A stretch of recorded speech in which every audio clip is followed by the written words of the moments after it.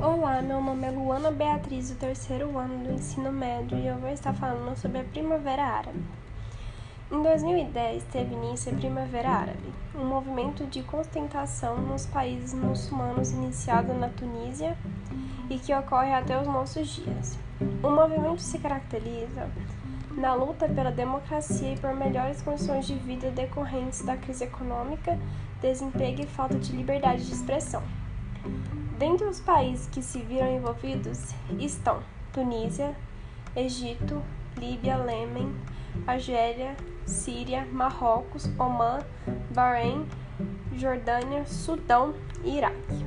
As principais causas da Primavera Árabe podem ser resumidas em desemprego, alto nível de corrupção por parte dos dirigentes da sociedade, falta de liberdade política e de expressão, população jovem, educação e antenada às novidades políticas do mundo, percepção de isolanismo e desprezo da elite do país. O início, a Tunísia e a Revolução de Jasmim. O descontentamento dos tunisianos como governo do ditador Zine El Abidine Ben Ali, em 1936, desencadeou uma série de protestos que ficaram conhecidos como Revolução de Jasmim. Num sinal de protesto contra a falta de condições e a bruta repressão política, o jovem Mohamed, 1984 e 2010, ateou fogo ao próprio corpo. Este fato tornou conhecida a Revolução da Tunísia e aumentou ainda mais a revolta da população. Ao fim de 10 dias, a Tunísia segue depor o ditador e realiza as principais eleições livres. Desdobramento em diversos países. Síria. Os protestos na Síria desencadearam uma guerra civil que é apoiada tanto pelos países ocidentais quanto a Rússia e ainda o Estado Islâmico. Os sírios lutam pela deposição do ditador Bashar em 1965, que governa a Síria há mais de 4 décadas.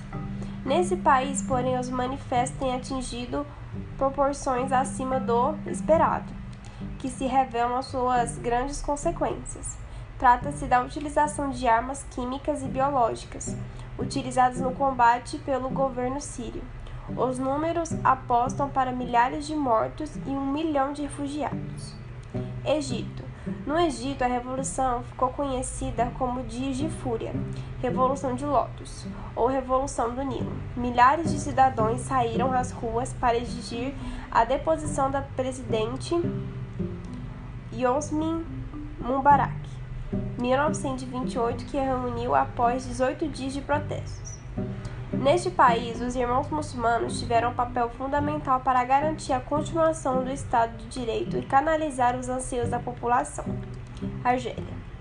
Na Argélia, os manifestos foram reprimidas pelo governo com a prisão dos líderes opositores. Os protestos continuam, visto que o líder do governo que a população pretendia depor, Abdelaziz, 1937, ganhou as eleições e permaneceu no poder. Iêmen.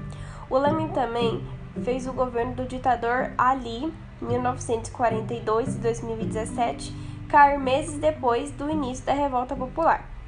Quem assumiu o governo é o seu vice, Abd Rabbou, 1945, que se comprometeu a fazer uma transição negociada. Líbia. As revoltas da Líbia pretendiam acabar com o governo do ditador, em 1940 e 2011, que foi morto 2 meses depois do início dos protestos. Sem o poder centralizado e forte, a Líbia mergulhou numa guerra civil e foi um dos movimentos mais violentos da Primavera Árabe. Até hoje, o país ainda não encontrou estabilidade política e várias facções lutam entre si: Marrocos, Omã e Jordânia. Nesses 3 países também aconteceram manifestações por mais liberdade de direito. No entanto, os governos entenderam que era melhor realizar mudanças antes que a situação fugisse do controle. Assim, Marrocos, Omã e Jordânia antecipam eleições, reformam suas constituições e gabinetes políticos, atendendo para das reverdições perdidas pela população. O papel das redes sociais.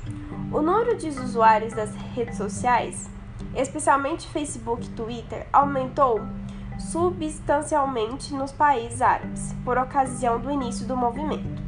As redes sociais foram um veículo de divulgação utilizado para dar conhecimento a pessoas sobre o movimento, bem como forma de expressar opiniões e ideias acerca do tema. Igualmente serviu para assaltar a censura dos jornais, televisões e rádios controlados pelos governos em vários países. Muitos protestos foram marcados e organizados pela população através das redes. Jornalistas e analistas, por sua vez, propagam mais velozmente os seus conteúdos a partir desse mecanismo, que foi sendo restringido pelos governos ao permanecerem da sua força.